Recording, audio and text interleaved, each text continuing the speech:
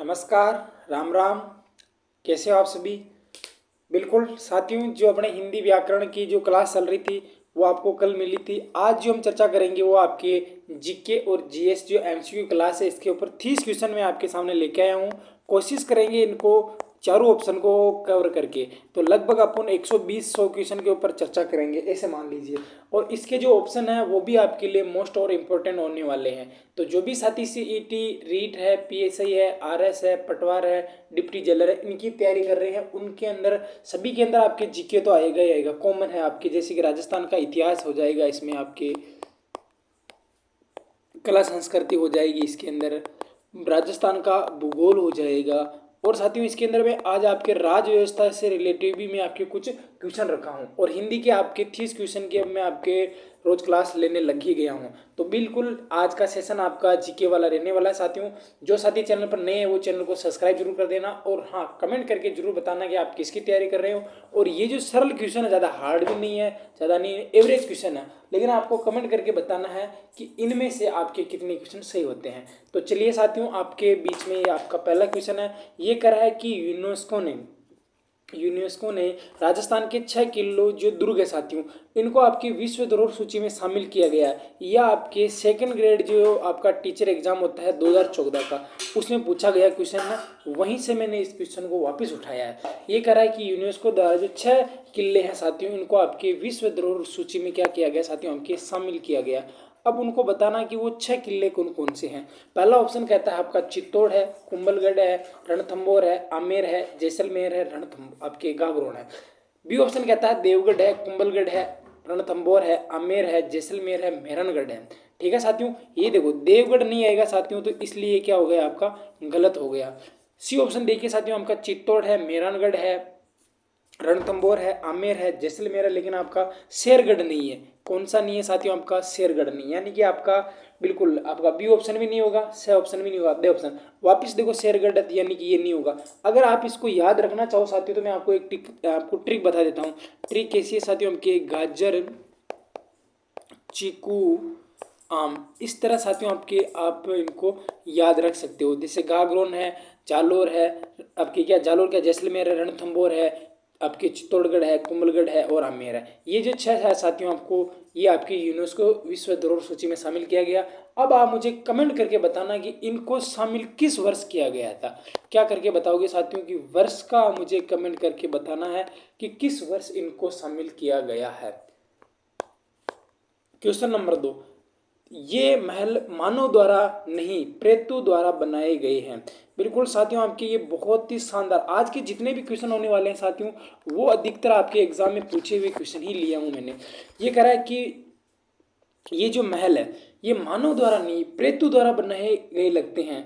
उक्त जो कथन है ये आपके रुडियार किल्पिंग का है। किसका है साथियों, आपके रुडियार किल्पिंग का है। लेकिन ये किस दुर्ग के बारे में कहा है, आपके महिला पर्यवेक्षक का जो 2012 के अंदर पेपर होता है। देखो 2012 के अंदर जो भर्ती आई थी वो आपके 2024 के अंदर भर्ती आई है। ठीक है साथियों, अभी मैं आपको इसके अंदर भी आपकी हिंदी चलती है। जितनी भी मेरी बहनें क्लास देखती वो आपकी हिंदी वाली क्लास में मेरी बहनें लगभग आपके 50-60 बहनें मेरे इसके अंदर जुड़ी हुई थी। ठीक है, तो ये कह रहा है कि आपके ये महल मानव द्वारा नहीं यानी कि बुद्ध द्वारा बनाए गए। किसके लिए आता है, ए ऑप्शन आपका बूंदी दुर्ग, तारागढ़ दुर्ग, लोहागढ़ दुर्ग, जूनागढ़ दुर्ग। बिल्कुल ये जो ऑप्शन आता है साथियों आपके तारागढ़, देखो यहाँ पर आपके तारागढ़ दुर्ग और बूंदी दुर्ग, देखो ऑप्शन आपका या तो क्या होगा, बी होगा या डी होगा। लेकिन साथियों यहाँ पर आपके तारागढ़ दुर्ग, देखो ये ऑप्शन आपके तारागढ़ दुर्ग इसलिए नहीं होगा क्योंकि ये तारागढ़ साथियों आपका अजमेर वाला भी है और आपका बूंदी वाला भी है। तो इसलिए ऑप्शन ये ज़्यादा आपके कंफ्यूज स्थिति करेगा, इसलिए इसको ऑप्शन को हम मानेंगे नहीं। क्योंकि साथियों आपका राइट आंसर क्या हो जाएगा, बूंदी हो जाएगा।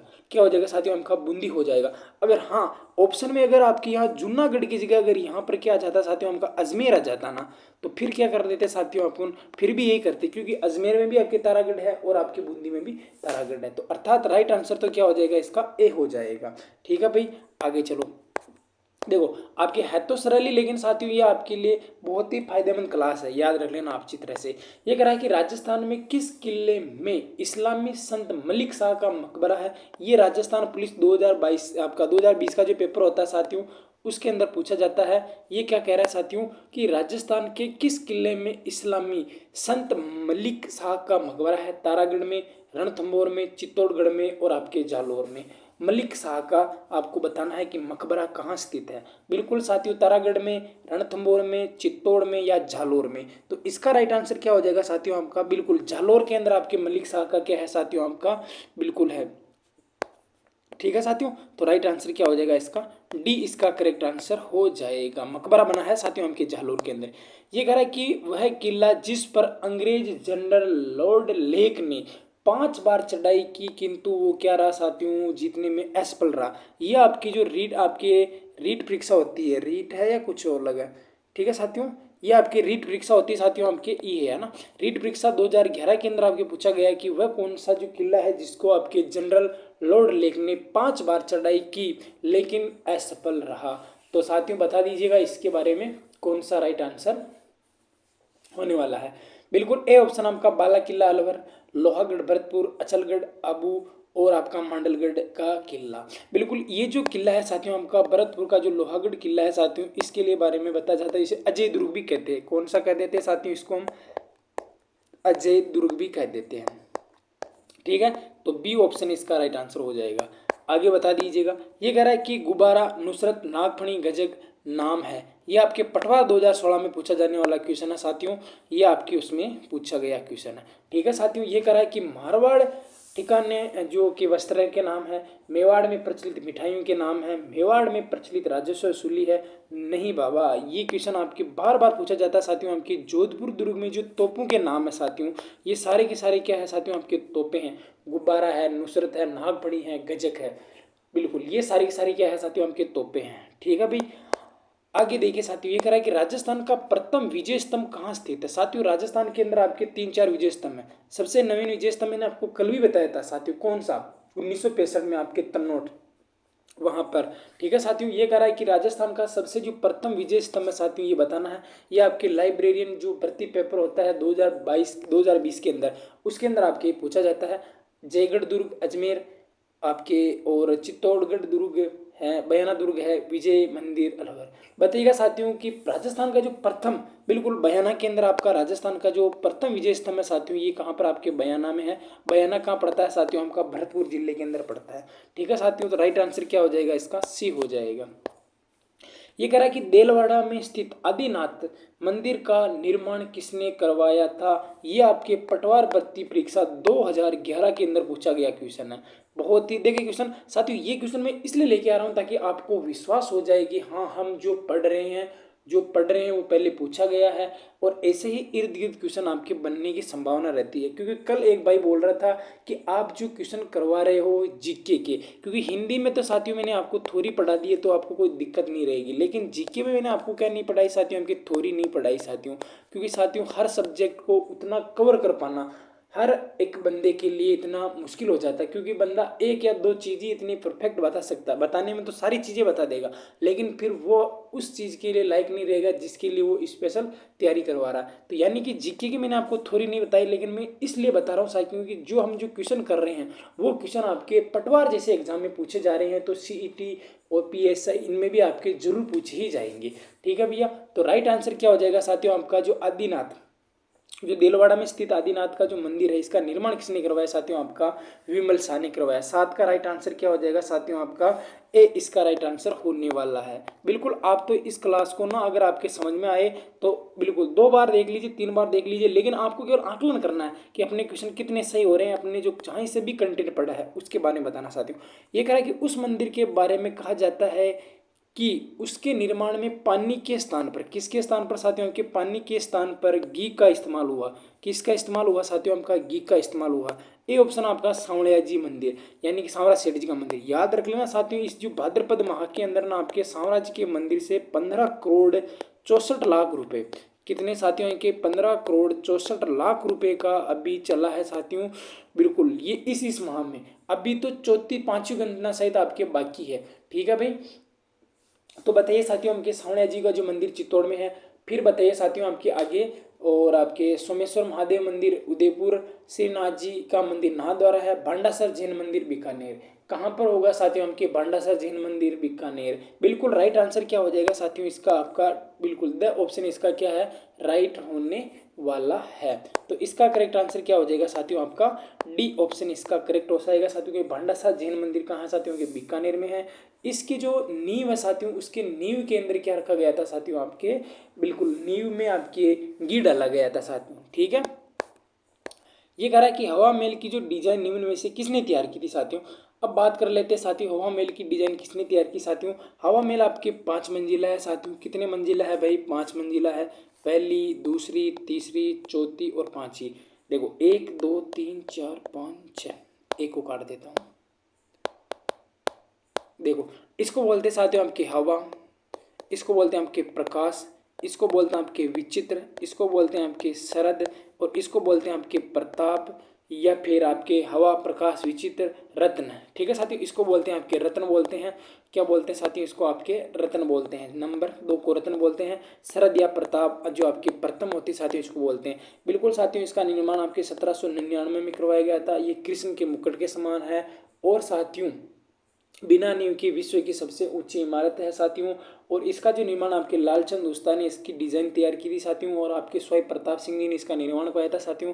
और साथियों आपके 953 तो इसके अंदर क्या है साथियों, आपके झरोखे हैं साथियों। और आपके 365 या 367 या 68 के समथिंग साथियों इसके अंदर क्या है साथियों, आपके जंगले हैं, यानी कि झरोखे हैं। ठीक है साथियों, खिड़कियां हैं ऐसे मान लीजिए। तो इसका राइट आंसर क्या हो जाएगा, बी हो जाएगा। और ये जो जानकारी बताई साथियों आपके रिवीजन के लिए बताई मैंने, 1799 में इसका निर्माण होता है। ये कह रहा है अगला क्वेश्चन, नंबर 10 क्वेश्चन कह रहा है, क्या कह रहा है साथियों, कि मुगल, यूरोपियन व राजपूत स्थापत्य कला का अद्भुत समन्वय समन्वय लिए मेहमानबाजी जो आपकी निर्मित मुबारक महल है साथियों, वो कहाँ पर स्थित है बताइएगा साथियों। आपके तृतीय जो आपके 3rd ग्रेड का पेपर है 2006 का, इसमें आपके पूछा गया था साथियों, लावा सरदारगढ़ में, झालावाड़ में, टोंक में, या जयपुर में। साथियों आपके एक मुबारक महल आपके टोंक में भी है, वहां पर क्या किसकी बलि दी जाती है, ऊँट की बलि दी जाती है। लेकिन ये वाला वो नहीं साथियों, यहाँ इसका जो राइट आंसर होने वाला साथियों, इसका जो राइट आंसर साथियों आपका डी होगा। क्या होगा साथियों, आपका 10 का राइट आंसर जयपुर वाला जो है साथियों, ये आपकी मेहमान नवाजी के लिए प्रसिद्ध है साथियों। ये आपके तीनों सैल्यू मीनार। ये कह रहा है कि प्रसिद्ध 84 खंभों की जो छतरी साथियों, देखिए साथियों, एक तो आपको पूछेगा 84 खंभों की छतरी, ठीक है साथियों, और एक पूछेगा साथियों आपकी 80 खंभों की छतरी। ऐसे 80 ऐसे अलवर, ऐसे याद रख लेना साथियों। आपके 80 खंभों की कहाँ साथियों, अलवर में है। और 84 खंभों की छतरी कहाँ साथियों, आपके बूंदी में है। कहाँ पे साथियों, बूंदी में है। ये क्वेश्चन आपके एक एग्जाम में नहीं, कितने एग्जाम पूछा गया साथियों, 3 एग्जाम में। प्रधानाचार्य परीक्षा 2012 में, राजस्थान पुलिस 2020 में, और सब इंस्पेक्टर 2021 में हुआ, जिसमें आपके उसके अंदर भी ये क्वेश्चन पूछा गया था कि 84 खंभों की छतरी कहाँ है, आपके बूंदी में है। अब मैंने आपको बता दिया 80 खंभों की छतरी कहाँ है साथियों, आपके अलवर के अंदर है। ठीक है भाई, आगे चलिए साथियों। ये कह रहा है कि सालिम सिंह की हवेली और नथमल की हवेलियाँ कहाँ स्थित है, बीकानेर, बाड़मेर, चित्तौड़गढ़, जैसलमेर। देखिए साथियों आपके हवेलियों का शहर, एक क्वेश्चन आता है साथियों आपके हवेलियों का शहर, हवेलियों का जो शहर होता है साथियों, उसे तो क्या कहते हैं हम, जैसलमेर को कहते हैं। एक क्वेश्चन आएगा साथियों आपके जो आपके बावड़ियों का जो शहर होता है साथियों, वो किसे कहते हैं साथियों, सिटी ऑफ वेल्स। वो किसको कहेंगे साथियों, हम बूंदी, जो बूंदी है साथियों उसे क्या कहते हैं, बावड़ियों का शहर कह देते हैं। ठीक है साथियों, और विजय स्तंभ कहाँ, चित्तौड़गढ़ में साथियों। अभी हमने पढ़ा था भांडासा जैन मंदिर आपके कहाँ, बीकानेर में है। बाड़मेर में आप सभी को पता साथियों आपका राजस्थान का माउंट लघु आबू। ठीक है साथियों, तो इसका राइट आंसर तो क्या हो जाएगा साथियों, आपका डी ऑप्शन इसका करेक्ट हो जाएगा।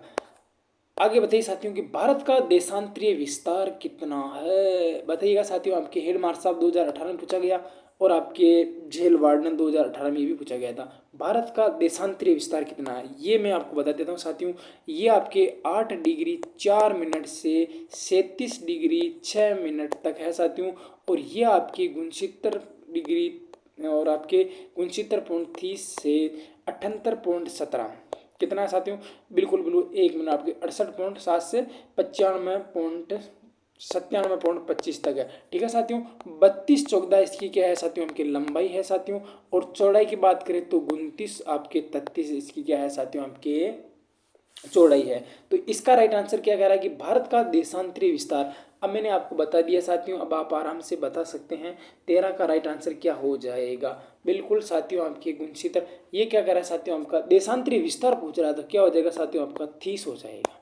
ठीक है भैया, आगे देखिए साथियों। ये कह रहा है कि निम्नलिखित में से कौन सी महिला भारत की संविधान सभा में देशी रियासतों की महिला प्रतिनिधि थी बहुत ही शानदार जानदार क्वेश्चन हो जाएगा साथियों कि निम्नलिखित में से कौन सी जो महिला थी वो भारतीय संविधान सभा की देशी जो रियासत की महिला प्रतिनिधि थी साथी। यहाँ से क्वेश्चन आपका अच्छा क्वेश्चन बन जाएगा। यह कह रहा है कि अम्मू स्वामीनाथन, दुर्गाबाई देशमुख, दक्ष यानी वेलादुयान दान और एनी मास्करीन। बताइएगा जल्दी से साथियों 14 का राइट आंसर। बिल्कुल 14 का एनी मास्करीन राइट आंसर क्या हो जाएगा साथियों आपका क्वेश्चन नंबर 4। ठीक है साथियों, आंसर नंबर 4 हो जाएगा। इसने कहा है कि किसने भारत की संविधान है, ये कह रहा है कि किसने भारत की संविधान सभा को चलायमान कहा। एक मिनट साथियों, क्वेश्चन को मैं अच्छी तरह से देख लेता हूँ। क्वेश्चन नंबर 15 क्या कह रहा है कि किसने भारत की संविधान को, ठीक है साथियों, यहाँ पर आपके क्या है साथियों, आपके को आएगा, ये आपके संविधान को चलायमान राष्ट्र कहा। क्या कहा है साथियों आपके, ये क्वेश्चन तो छोड़ दीजिए साथियों, केवल एक शब्द याद रखिए कि किसने भारत के संविधान को चलायमान राष्ट्र कहा। आपके फर्स्ट ग्रेड जो टीचर का एग्जाम होता है साथियों 2019 के अंदर, इससे पूछा गया राजेंद्र प्रसाद, जवाहरलाल नेहरू, भीमराव अंबेडकर के एम मुंशी, किसने आपके चलायमान राष्ट्र कहा है। 15 का राइट आंसर दीजिएगा। बिल्कुल साथियों, इसका राइट आंसर क्या हो जाएगा, आपके जवाहरलाल नेहरू जी ने क्या कहा था, राष्ट्र को क्या कहा था, आपके चलायमान राष्ट्र कहा था। ये कह रहा है साथियों कि मूल भारतीय संविधान किसके द्वारा हस्तलिखित है, यानी कि जो संविधान है साथियों इसका लिखने का काम किसने किया गया साथियों, वो आपको बताना है।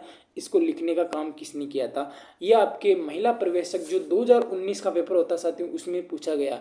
नंदलाल बोस है, आपके व्यवहार राम मनोहर सिन्हा है, प्रेम बिहारी नारायण रायजादा है, वसंत कृष्णन वैद्य है। तो राइट आंसर क्या हो जाएगा साथियों इसका आपका प्रेम बिहारी नारायण रायजादा, जिन्होंने क्या लिखा था साथियों, आपके संविधान का लेखन का काम किया, यानी कि लिखने का काम किया, लिखने का काम किया। तो 16 का जो राइट आंसर है साथियों आपका क्या हो जाएगा, सी हो जाएगा।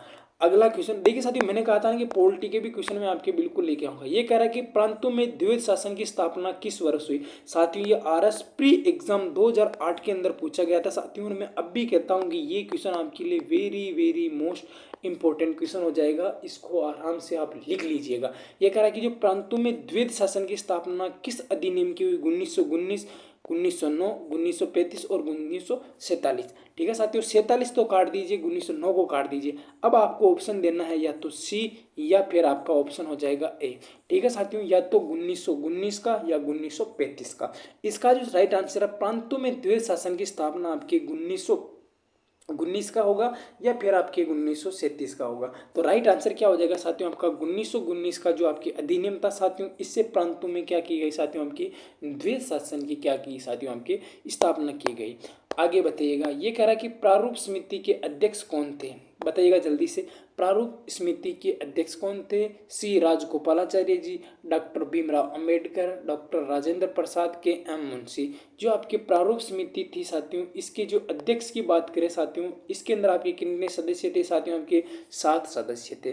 बिल्कुल बताइएगा साथियों इसके अध्यक्ष कौन थे। 18 का राइट आंसर क्या हो जाएगा, बिल्कुल डॉक्टर भीमराव अंबेडकर जी इनके क्या थे साथियों, आपके अध्यक्ष थे। तो राइट आंसर कौन सा हो जाएगा, इसका बी हो जाएगा। बिल्कुल आपको तो अपना आकलन करते रहना है, नॉन स्टॉप 2 की स्पीड से देखना है इसको, और जो आए उसका आंसर कमेंट में देना है। और याद रखना साथियों सीईटी को हल्के में मत लेना है, नहीं लेना है, नहीं लेना है। ठीक है, बिल्कुल इधर उधर की बातें बिल्कुल नहीं करेंगे साथियों, अपन बिल्कुल टॉपिक से रिलेटिव ही बात करेंगे। ये कह रहा है साथियों केंद्र में द्वैध शासन किस अधिनियम के अंतर्गत। अभी कह रहा है साथियों आपके पहले क्वेश्चन पूछा गया था, पहले क्या क्वेश्चन पूछा गया था साथियों कि जो आपके प्रांतों में द्वैध शासन की स्थापना किस अधिनियम के तहत हुई, जो प्रांतों के पूछ रहा, अब ये केंद्र के पूछ रहा। पहले हमने 1919 किया, ठीक है साथियों, 1947 का ही नहीं है, 1909 का ही नहीं। तो राइट आंसर क्या हो जाएगा 1935 का जो साथियों आपके अधिनियम था, उसके अंदर क्या गई था, जो पहले प्रांतों में द्वैध शासन की, फिर बाद में केंद्र में भी क्या कर दी साथियों, आपकी द्वैध शासन की क्या कर दी, स्थापना की। अर्थात राइट आंसर क्या हो जाएगा साथियों, आपका सी हो जाएगा। यदि आपको पूछ ले कि जो आपके प्रांतों में द्वैध शासन की स्थापना 1919 में, ये तो किसमें साथियों, आपके प्रांत में है, ये तो किसमें साथियों, आपके प्रांत में है। और साथियों यदि आपको 1935 वाला पूछ ले तो केंद्र में भी किसकी स्थापना कर दी, आपके द्वैध शासन की स्थापना कर ली। ये कह रहा है कि निम्नलिखित में से क्या कह रहा है साथियों कि निम्नलिखित में भारत के संविधान की विशेषता नहीं है। यह आपके रीट 2000 में पूछा गया था साथियों कि प्रजातांत्रिक पद्धति, मूल अधिकार एवं कर्तव्य, प्रत्येक नागरिक को रोजगार की सुरक्षा और स्वतंत्र न्यायपालिका। साथियों आपके इसकी बतानी है कि संविधान की विशेषता नहीं है, प्रजातांत्रिक पद्धति, मूल अधिकार एवं कर्तव्य है, प्रत्येक नागरिक को रोजगार की सुरक्षा है और स्वतंत्र न्यायपालिका। 20 का राइट आंसर कौन बताएगा साथियों? प्रत्येक नागरिक को रोजगार की सुरक्षा। अब साथियों ये क्या है, संविधान की क्या है साथियों? आपकी विशेषता नहीं है। बिल्कुल आपके स्वतंत्र न्यायपालिका साथियों, न्यायपालिका किसी के दबाव में आकर अपना न्याय नहीं सुनाती। ये कह रहा है कि किस संविधान द्वारा प्रस्तावना में समाजवाद, पंथ निरपेक्षता और अखंडता शब्द जोड़े गए हैं। यहाँ से साथियों आपके 100% लिख लेना इस बार सीईटी या फिर आपके आरएस में ये क्वेश्चन पूछा जाएगा। सीईटी के अंदर तो आप गांठ बांध कर इसको रख ही लेना साथियों। 42वां संविधान संशोधन 1976, 44वां संविधान संशोधन 1978, 61वां संविधान संशोधन आपके 1989 को, 52वां संविधान संशोधन आपके 1985 को। बताइएगा साथियों आपकी 42वां संविधान संशोधन, जिसे आपके आपके मिनी कॉन्स्टिट्यूशन भी कहा जाता है। राइट आंसर कौन सा हो जाएगा साथियों? आपका 21 का राइट आंसर। बिल्कुल बिल्कुल 42वां संविधान संशोधन के द्वारा ही तो साथियों हम जोड़े गए थे साथियों। तो राइट आंसर क्या हो जाएगा साथियों? इसका एक करेक्ट आंसर हो जाएगा। आगे बात कर लेते साथियों। ये कहा था कि प्रारूप समिति में कांग्रेस के सदस्य कितने थे? 2 थे, 5 थे, एक भी नहीं था, 7 थे। बताइएगा साथियों आपके प्रारूप समिति के अंदर जो कांग्रेस जो पार्टी थी साथियों, इसके सदस्य कितने थे? इसके सदस्य थे साथियों आपके 2 थे। और कुल सदस्य कितने थे साथियों आपके? 7 से। इसके अध्यक्ष कौन थे साथियों आपके? भीमराव जी इसके क्या थे साथियों? अध्यक्ष थे। ये कह रहा है कि संविधान कब अंगीकृत, अधिनियम और आत्मर्पित किया गया था साथियों? यानी कि कब अंगीकृत और अधिनियमित और आत्मार्पित किया गया था साथियों आपके? 26 जनवरी 1950, 14 सितंबर 1949, 26 नवंबर 1949 और 5 सितंबर 1948 को। बताइएगा जल्दी से साथियों आपके संविधान को कब अंगीकृत किया गया था साथियों आपके? बैसाख सुदी। बिल्कुल बताइएगा जल्दी साथियों। 23 का राइट आंसर। 23 का राइट आंसर क्या हो जाएगा साथियों कि 26 नवंबर 1949 को क्या गया था साथियों आपके? अधिनियम, अधिकृत, अधिनियमित और आत्मकृत किया गया था। राइट आंसर क्या हो जाएगा साथियों? इसका राइट आंसर मार्ग 6 ऐसे कुछ आता है हिंदी तारीख भी, लेकिन आपको ये तो याद रखना ही रखना है। ये कह रहा है कि राजस्थान में दान चंद, ये चंद्र या चंद जो आपके चोपड़ा है, इनकी हवेली, दानचंद जी चोपड़ा की हवेलियां कहाँ पर है साथियों? ये आपके आर्ट एंड कल्चर से पूछा जा रहा है। सुजानगढ़, किशनगढ़, खेतड़ी और बीकानेर। दान सिंह चोपड़ा की हवेली कहाँ है साथियों आपकी? सुजानगढ़। सुजानगढ़ कहाँ पड़ता है आपके?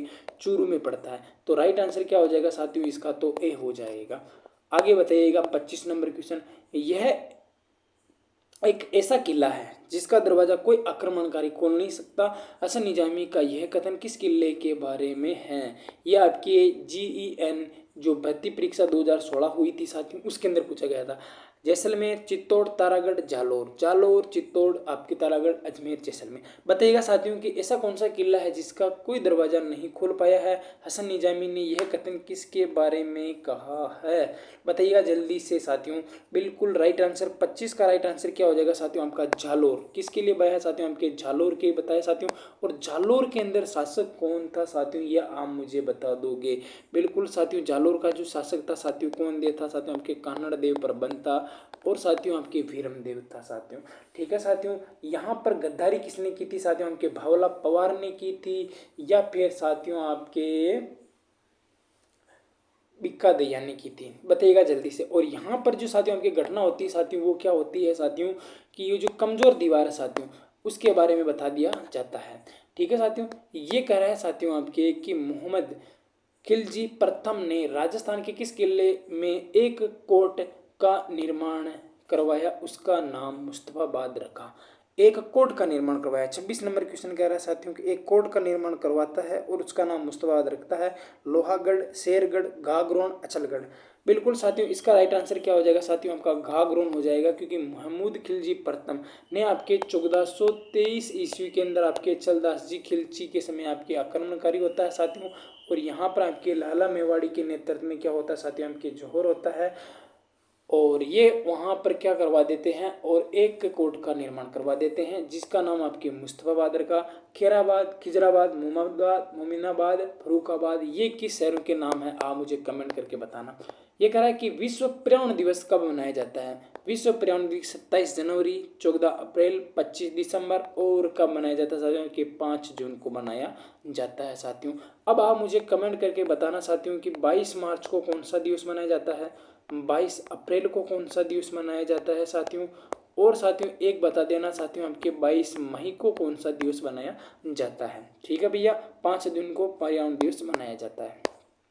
ये कह रहा है कि रेड डाटा बुक से संबंधित है। ठीक है साथियों, आपके सुभेद्य जीव, संकटाग्रस्त प्रजाति, आपत्तिग्रस्त प्रजाति, ये सभी बिल्कुल साथियों आपके रेड डाटा बुक IUCN जारी करती है साथियों। जो लुप्त होने की कगार में है साथियों उनके लिए इसका आपके इस सूची में शामिल किया जाता है। ये कह रहा है कि ग्लोबल वार्मिंग और जलवायु परिवर्तन की रोकथाम पर केंद्रित अंतर्राष्ट्रीय सम्मेलन दिसंबर 2009 का आयोजन कहाँ किया गया था। लंदन, कोपेनहेग, पेरिस और नई दिल्ली। बताइएगा साथियों इसका राइट आंसर क्या हो जाएगा। बिल्कुल इसका जो राइट आंसर साथियों मैं बता देता हूँ, नोट आउट कर लेना, कोपेनहेग में किया गया था। ये कह रहा है कि ग्लोबल वार्मिंग और जलवायु परिवर्तन को रोकने के लिए जो अंतर्राष्ट्रीय सम्मेलन दिसंबर 2009 आपके कहाँ होता है, कोपेनहेग में होता है। ठीक है भैया, अच्छा क्वेश्चन है, याद रख लेना। ये कह रहा है कि देखो अब क्या है कि क्वेश्चन की क्या थोड़ी आपके साइज छोटी कर दूंगा ना मैं, ताकि क्या है कि आपका क्वेश्चन ऊपर नीचे नहीं हो। ये कह रहा है कि वर्षा के जल की कौन सी